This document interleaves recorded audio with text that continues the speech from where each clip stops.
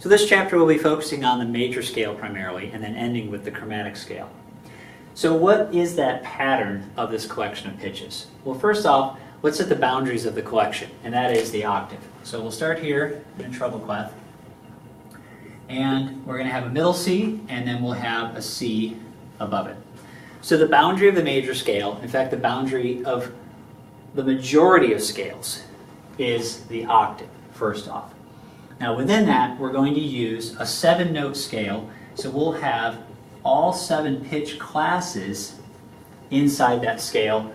So 7 different pitch classes and then a repetition at the octave of the first pitch class. So this is the pattern. If you are on the piano, C to C on the piano is the major scale. So that's an easy way to remember it and find it at any time. C to C is the major scale. Now, to come up with it, we basically just need to take our whole steps and half steps from the previous chapter, which is why they were so important.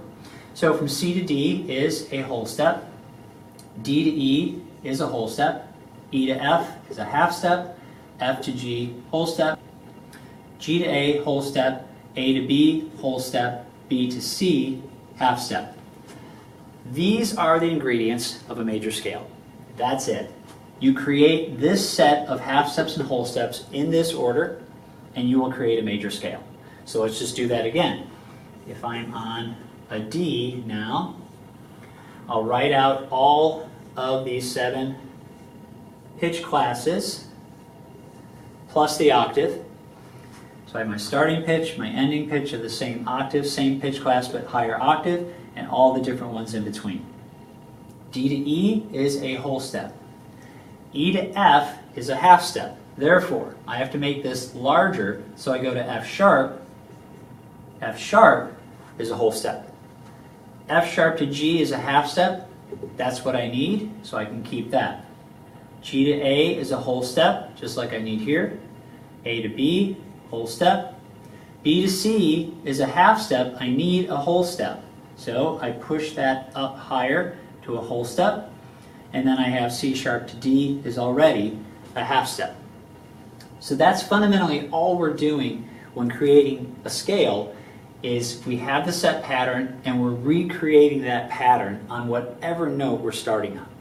Let's do one more, and we're going to switch over now to bass clef. And let's start on an A flat. Then I recreate again the same pattern of I have to have all 7 pitch classes and then the octave of the first one. Now I'm going to recreate again my whole, half, whole, half. A flat to B is bigger than a whole step, so I need to bring that down to make it be a whole step. B flat to C is a whole step. C to D needs to be a half step, so I need to bring that down from C to D is a whole step, now it's a half step. D flat to E is too big for a whole step, so I bring the E down to E flat, have a whole step. E flat to F is a whole step, so I'm still good in my pattern. F to G is a whole step, so I'm still good there. And then G to A flat is a half step, and I knew I had to put that A flat in because whatever the first note has, the octave of it has to have the same one. Now, let's look at these on the piano and see how those whole steps and half steps work with creating these accidentals.